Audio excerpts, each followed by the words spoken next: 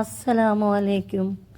മനസ്സിൽ വിചാരിച്ച കാര്യം പെട്ടെന്ന് നടക്കാനുള്ള ഒരു ഇസ്ലാമിക പ്രതിവിധിയാണ് ഞാൻ ഈ വീഡിയോയിൽ നിങ്ങൾക്ക് മുമ്പിൽ പറഞ്ഞു തരുന്നത്. മനസ്സിൽ തോന്നിയ ആഗ്രഹങ്ങൾ പെട്ടെന്ന് സാധിച്ചാൽ എത്ര മനോഹരമായൊരു കാര്യമാണ്. നമ്മൾ വിചാരിച്ച കാര്യം എളുപ്പത്തിൽ സാധിക്കുക എന്നുള്ളത് അല്ലേ?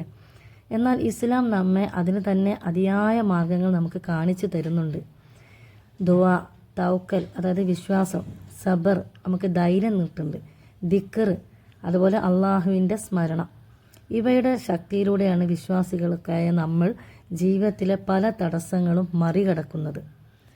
ഇനി ഒന്നാമതായി നിങ്ങൾ ചെയ്യേണ്ട കാര്യം ഇസ്തിഗ്ഫാർ.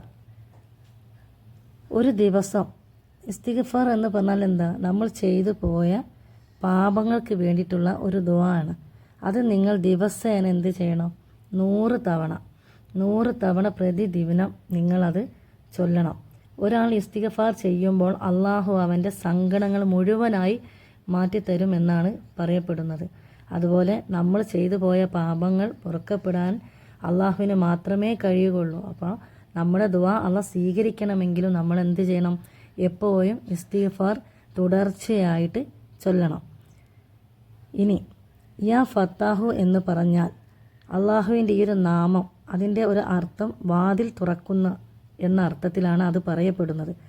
ഈ ഒരു യാ ഫത്താഹു എന്ന നാമത്തെ അല്ലെങ്കിൽ ഇസ്മിനെ നിങ്ങൾ ദിവസേന 111 തവണ നിങ്ങൾ ചൊല്ലുകയാണെങ്കിൽ നിങ്ങളുടെ ഉപജീവനത്തിൽ, അതുപോലെ വിവാഹ കാര്യങ്ങളാണെങ്കിൽ അങ്ങനെ, വിദ്യാഭ്യാസ കാര്യങ്ങൾക്കാണെങ്കിൽ അങ്ങനെ നമുക്ക് മുമ്പിൽ അടഞ്ഞ എല്ലാ വാതിലുകളും തുറക്കാൻ ഇമാം പണ്ഡിതന്മാർ വരെ ശുപാർശ ചെയ്തു തന്ന ഒരു ദിക്റാണ് യാ ഫത്താഹു എന്നുള്ള ഈ ഒരു ഇസ്മ നിങ്ങൾ ചൊല്ലുക. ഇനിയുള്ളത് ഖുറാനിൽ തന്നെ ഉള്ള ഒരു സൂറത്തുണ്ട്, സൂറത്തുൽ ഖസസ് 28-ാമത്തെ സൂറത്ത് 24-ാമത്തെ ആയത്ത്. അത് നിങ്ങൾ ചൊല്ലുക. അത് ദിവസേന നിങ്ങൾ 7 തവണയോ 21 തവണയോ നിങ്ങൾക്ക് ചെല്ലാം. ഈ ദുആയും നിങ്ങൾക്ക് മുമ്പിൽ തടസ്സപ്പെട്ട വാതിലുകൾ തുറക്കാനുള്ള ഒരു മാർഗമാണ്. ഇനി ഹൃദയത്തിൽ നിന്നുള്ള ഒരു ദുആ താഴെ കൊടുക്കുന്നുണ്ട്. അത് നിങ്ങൾ എന്ത് ചെയ്യണം? സ്ഥിരമായിട്ട് ഈ ദുആ ചെയ്യുക. നിങ്ങളുടെ എന്ത് കാര്യങ്ങൾക്കാണെങ്കിലും അത് നിർവഹിച്ച് കിട്ടുവാൻ, അല്ലെ നിങ്ങളുടെ കാര്യങ്ങൾ എളുപ്പമായി നിങ്ങൾക്ക് മുന്നിൽ അടഞ്ഞ വഴികൾ തുറന്നു കിട്ടുവാൻ ഈ ഒരു ദുആയും കൂടി നിങ്ങൾ ഉൾപ്പെടുത്തുക. ദുആകൾക്ക് നിങ്ങൾ എപ്പോഴും ചെയ്യുമ്പോൾ എന്തെല്ലാം കാര്യങ്ങൾ നിങ്ങൾ ശ്രദ്ധിക്കണം?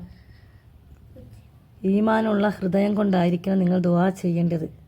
അതുപോലെ സദഖകൾ ചെയ്യുക. തഹജ്ജുദ് നിസ്കരിക്കുന്ന സമയത്തായിരിക്കണം നിങ്ങൾ ദുആ ചെയ്യേണ്ടത്.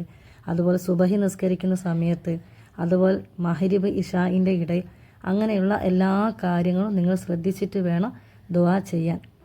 മനസ്സിൽ വിചാരിച്ച കാര്യങ്ങൾ നടക്കാൻ വേണ്ടി ഇസ്ലാമിക മാർഗവും ദുആവും ദിക്റും ചേർന്നുള്ളൊരു കാര്യമാണ് ഞാനിവിടെ നിങ്ങൾക്ക് മുമ്പിൽ പറഞ്ഞത്. എല്ലാ തടസ്സങ്ങളും മാറി നിങ്ങളുടെ ജീവിതത്തിൽ ദൈവികമായ മാറ്റങ്ങൾ തീർക്കാൻ നിങ്ങൾക്ക് ഇതുകൊണ്ട് തന്നെ പറ്റും. ഇൻഷാ അല്ലാഹ് എല്ലാവരും ഇത് ചെയ്തു കൊള്ളുക.